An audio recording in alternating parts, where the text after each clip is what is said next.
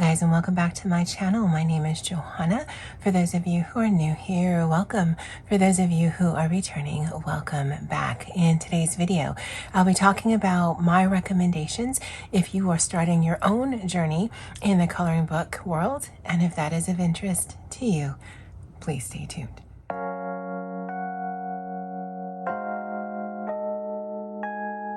Yadira, in one of my recent videos, had asked what my recommendations were in regarding to starting their own coloring book journey. And so I thought, well, let me do a quick video. Now, I've seen other videos like this in the community, but I'm going to talk about some things that are a little different, I think really what can be the most overwhelming is just if you've been on YouTube and you've been seeing a bunch of videos, there just seems to be a plethora of choice. But if you're starting and you don't even know what you like, well, that's, I think, the important part to start at. And so the way that I'm going to segment this video is, what is your coloring book style? What are the tools that are out there?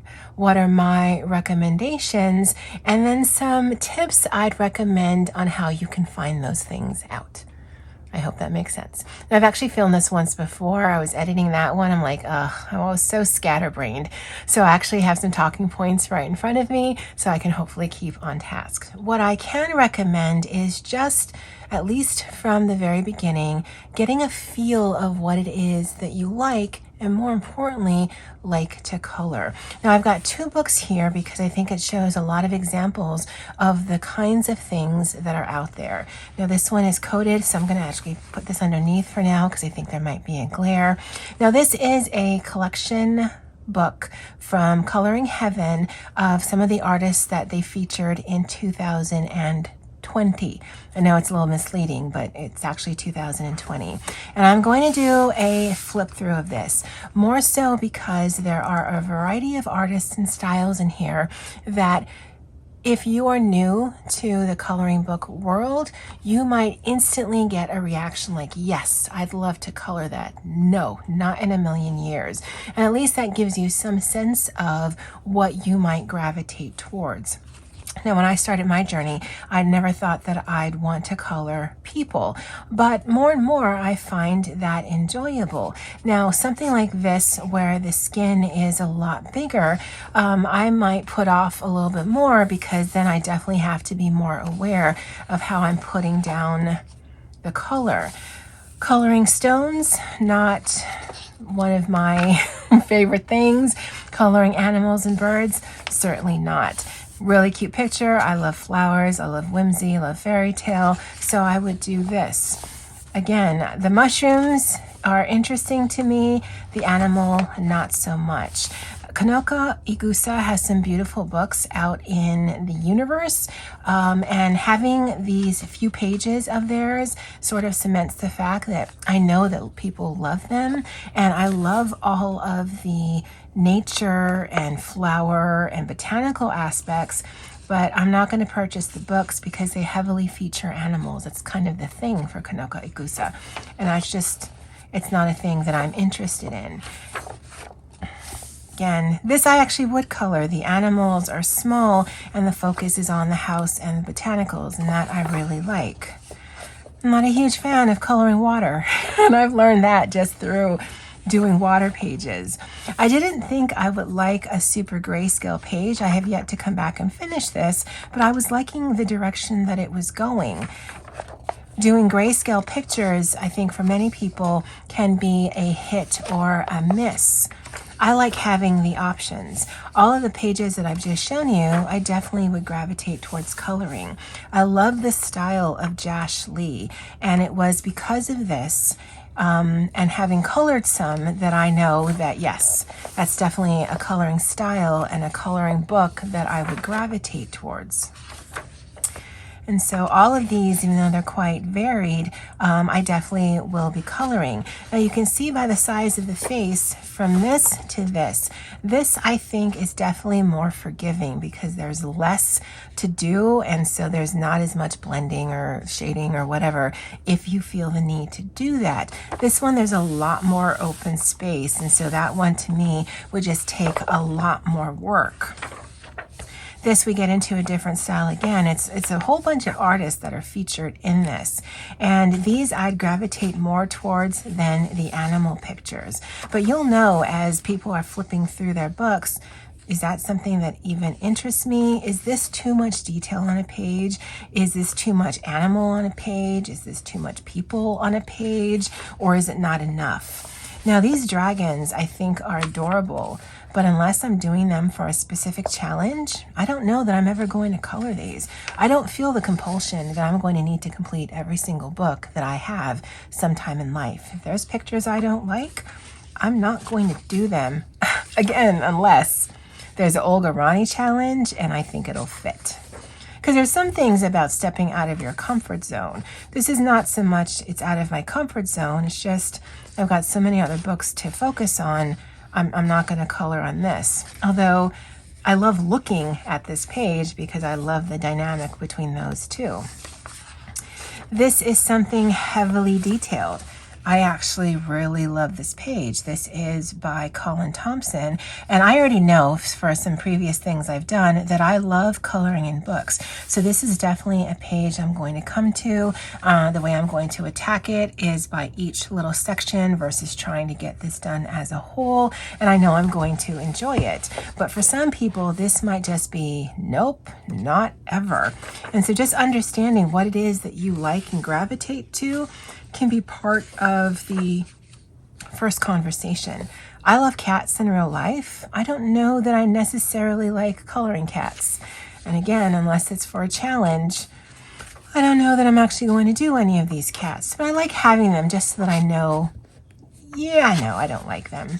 These sort of strange creatures I think would be really great around Halloween, but it isn't necessarily a style that I gravitate towards. Now, of the two pictures, this one, which is cutesy, and this one, which is definitely a little scarier, I like this one better. All of the butterflies, I'm not a huge fan of that, but I like the artwork on the girl. In fact, when it comes to bugs and birds, I usually just try to make them recede. And so by looking through a coloring book like this that has a lot of varying artists, you might get an instant reaction like, yes, that's so adorable, I need to color this. Oh my God, that's so much detail. I don't know that I'm ever going to do this. I hate all of this. I love all of this. Again, that's always a personal reaction. Looking at these things, I know exactly how I feel, and whether I do them or not, that's absolutely up to me. But by seeing what's out there in the community helps you kind of pinpoint what it is that you might be interested in. Now, another style that really isn't featured in here is mandalas. Now, when I picked up this book, I was intrigued by the concept. It's not a color by number, it's a color by color. So you match the colors, you fill in the spot, you're done. I have found doing this that while I love looking at people's completed mandala pictures, I am not a fan of doing them. The repetition of just going in a circle and doing exactly the same thing, I don't like. I'd rather be tracing a book or coloring a very detailed book. And that's just my own personal preference. And I didn't know that until I actually had this. I thought maybe I wasn't so much into mandalas, but even this where it tells you the color, yeah.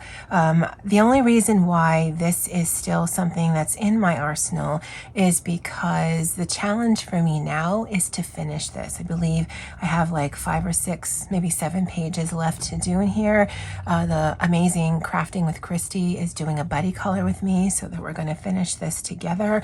And so that really is why I've stuck with this. If it were a lot thicker and there are a lot more pages, I would just abandon it altogether. But knowing that I'm going to finish finish it and then be done with my mandala journey. That's what does it for me. So just understanding the style that you might gravitate towards, and just knowing that what you see people complete and what you might enjoy doing might not be the same thing. Rashmi, the Indian colorist from Spain, she does some amazing mandala work. She does some amazing pattern work. Sonia from Sonia Mixed Media, the same. She does amazing just art pages, pattern pages, wallpaper pages that had I seen them like, oh my God, no. And then you see them completed and you're like, oh, that's so beautiful. But it doesn't mean I necessarily want to do those type of pages. I just enjoy the work that they have done. For me personally, I prefer fairy tale and whimsy, architecture and nature. I can do some girls. I don't have any Carla Magana. I don't have any Hannah Lynn actual books, only what has come in the collection. I don't have any Demita Victoria or Jade Summer books. I don't generally like chibi girls. I don't find the artwork for Deborah Muller very interesting. There are just certain things that I am not a fan of, but certain things I absolutely lean into. And that's something that I've learned through trial and error. So just knowing what your style is might be the first step in your own journey in the coloring book community. Now, the next thing people always ask about is tools. Well, there's predominantly, I guess there's 4, but there's predominantly 3. There are color pencils. There are water-based markers, there are permanent and alcohol-based markers. And then there's embellishments. There's also watercolors and distress inks and all that, but that's, I think, level number 2 or 3. If you are truly a beginner, I'm thinking these are the things that you might gravitate towards. Now, I told you I'm not going to be recommending any particular brands because depending on where you are, depending on your budget, depending on your interest and the scope in which you become overwhelmed by too much stuff, that might just be too much stuff to know. So I actually recommend whatever the cheapest brand you can get of any of these things where you are, start there, because it's easier to upgrade than try to buy all of the things and then figure out from there. Now, I am not a collector. I don't collect coloring books to have them. I don't collect tools to have them. I collect things that I want to use. All of my pencils are in rotation. All of my markers are in rotation. All of my books are in rotation. Now, I'm not going to be able to color in everything every month, and I'm fully aware of that. Right now, my goal is to get, I think I have 3 uncolored coloring books, and then all of my coloring books in my arsenal will have either something started or something completed, and then I'll just go through the rotation that way. So understanding, are you a collector? Are you someone who wants to use this stuff? Are you someone in between? Because that can change how you view this hobby. But starting out with the bare minimum, you'll know right away. I like pencil work. I like marker work. I like alcohol or permanent marker work. I like adding some embellishments, but maybe you don't like pencil work, and the way that the pencils work on a Create Space paper, it may be different from Joanna Basford or Erie paper. It really just depends on what you have. But for me, it's about the feeling. It's not so much about the outcome. I like the white of the page peeking through. So when I'm doing pencil work, I'm not applying a lot of pressure. I'm not doing a lot of layers or blending. I just like adding color to a page to have the page unfold. You might want it to look like it came out of a magazine or things you see here on YouTube. So really just figuring out what that is part of the journey. But starting out with really expensive tools, unless you are planning to just invest in this hobby and you're going to do it anyway, I say start small. start with what you can access locally that isn't going to take a big ding to your budget, because you may find out, I hate water-based markers. I hate permanent markers. I thought I would like this style in coloring book, but I don't. So if you can start with the lowest common denominator that's geared towards adults, coloring books for children are made of paper that is made for crayons. And unless you want to do that kind of work, I would go to coloring books that are geared towards adults. So for the tool recommendations, I actually like different things in different books. For my Joanna Basford, Erie, and Opal books, it's generally pencils. I have not been a huge fan of marker work, but in some of my books, I am finding that it works really well. I just got it's new to me, the Vitralis book from Disney, the big stained glass book, and I'm finding I'm enjoying marker work in there. So I'm glad I didn't get rid of these, although I do use these for my journals. I enjoy single-sided pages with Sharpies or alcohol markers because I like the finish that it gives. I have liked adding some embellishments by way of a gel pen or a metallic gel pen. But again, scale everything back to the simplest denominator to figure it out what it is that you like. If you're doing mandalas, you might find that metallic pens and markers are your best friend. If you're working on smooth paper, you might find that water-based markers and pencils are your best friend. If they're double-sided, you will ruin the other side if you use alcohol. If you are someone who likes a lot of fine detail, then some of these marker points might be too thick. Some of these pencils that don't hold a point might be too discouraging. Those are things that you find out by trial and error. The way you hold a pen, the pressure you put on a pencil, that all changes how it turns out on the page. So to recommend, oh, get this, this, and this, well, it's sort of false advertising. I don't know what you like. I don't know what you use. I don't know what you have access to. But just talking about the style and the tools, hopefully, it gives you a starting point of where you can go in your own journey. All right, so when it comes down to recommendations, like I said, you should shop where you are locally and see what you can find by way of tools and coloring books. But I think to get a good approximation of what kind of papers might be out there, I think Joanna Basford, World of Wonders, Inky and the Ivy and the Inky, World of Flowers are good places to start. There are some very simple pages in her books. There's architecture, there's some very intricate pages, there's flowers, and then there's also some mandala type pictures where it's not perfectly symmetrical, but you are working on very similar elements in a kind of circular fashion. And for me, it also gives you a jumping off point on the type of paper because it's very thick and very smooth type of paper. So by way of pencils and by way of water-based markers, you're definitely going to get an idea of what you like and how it feels to you in something like this. An Erie coloring book, an Opal coloring book. I'm just looking on my shelf. They all have similar types of smooth paper, but you might also want to look for something by CreateSpace. Now, CreateSpace is basically Amazon is printing coloring books for various artists, and the paper quality is much different.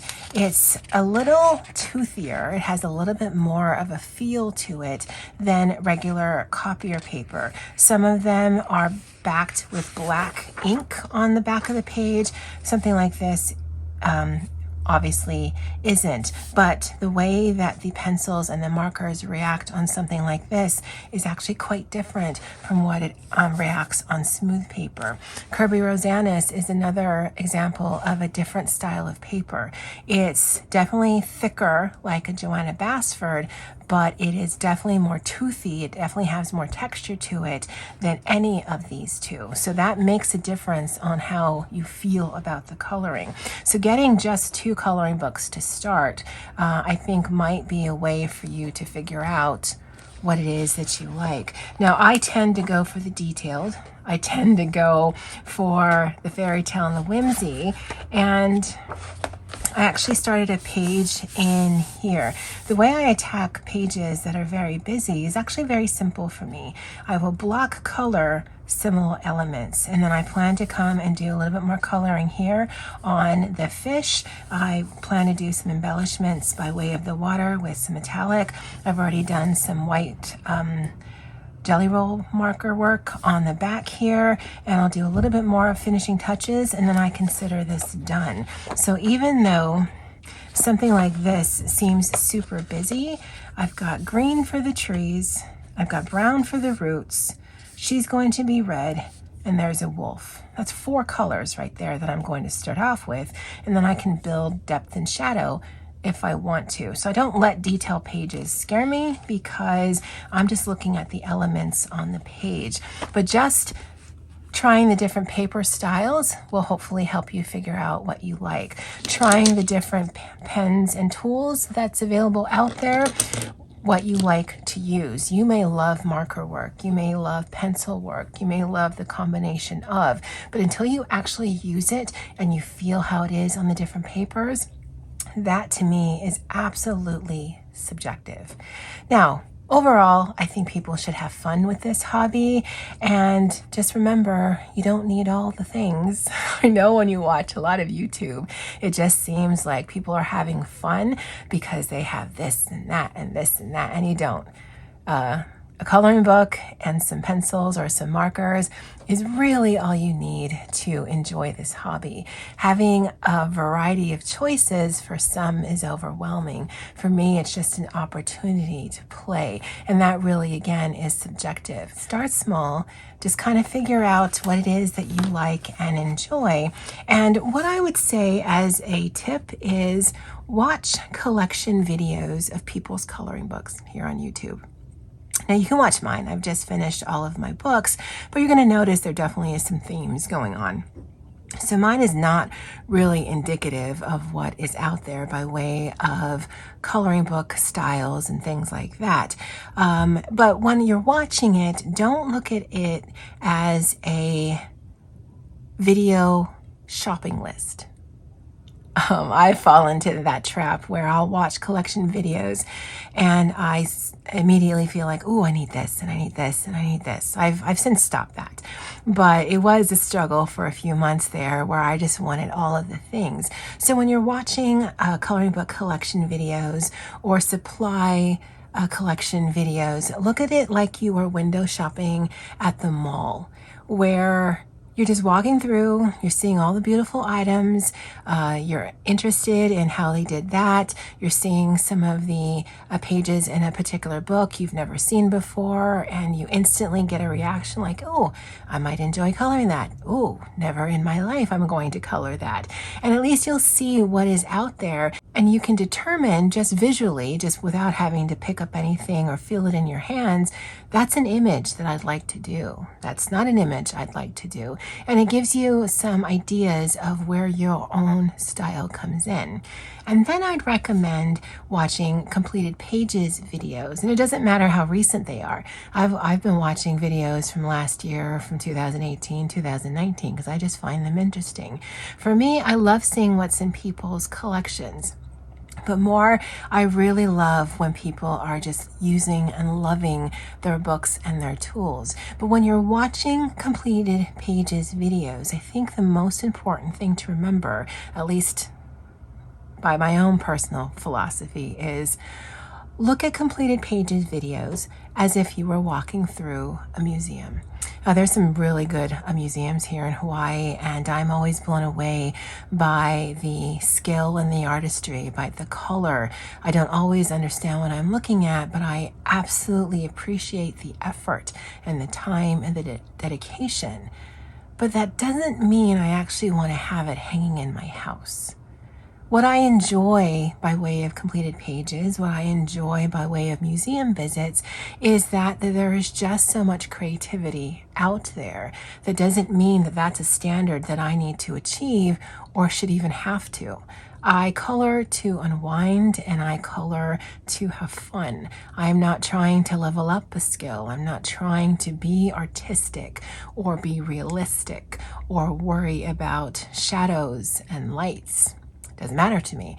I'm coloring for fun. And so when I see completed pages, and some of them are breathtaking, I don't see it as that's what I should be achieving or that's what I should be working towards.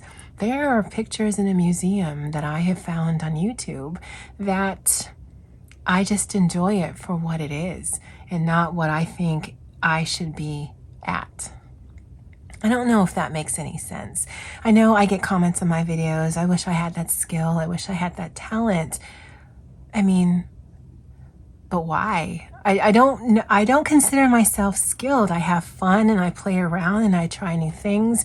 I am not afraid of messing up a page. If I mess up a page, well, I'm pretty sure I have a bunch more pages in that particular coloring book that I can color in. There isn't one single book that I own that in an event of a fire, I would reach for. I would make sure my family is okay. I would make sure our pets are okay. I would grab my personal identification because those are really hard. But I would not reach for a single coloring book. I wouldn't reach for a single pencil. I've invested quite a bit of time and money in all of this. But it's my hobby. It's become an obsession and a low-key passion. But it's not life or death for me. I don't know if that makes sense.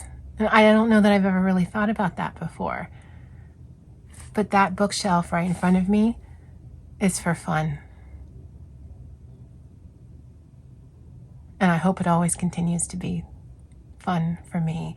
And I really hope if you've started on your journey, if you're already on your journey, that it's fun for you. All right, Yadira, I hope this was helpful. I know it's different because I'm not really trying to push one thing or another. I've developed what I like and what I don't over the last few months. I know that's going to be ever evolving. But that's just the nature of a creative hobby. But I'm hoping that it's helpful. I hope that you guys enjoy. Definitely leave a comment of what you thought below. And as always, aloha.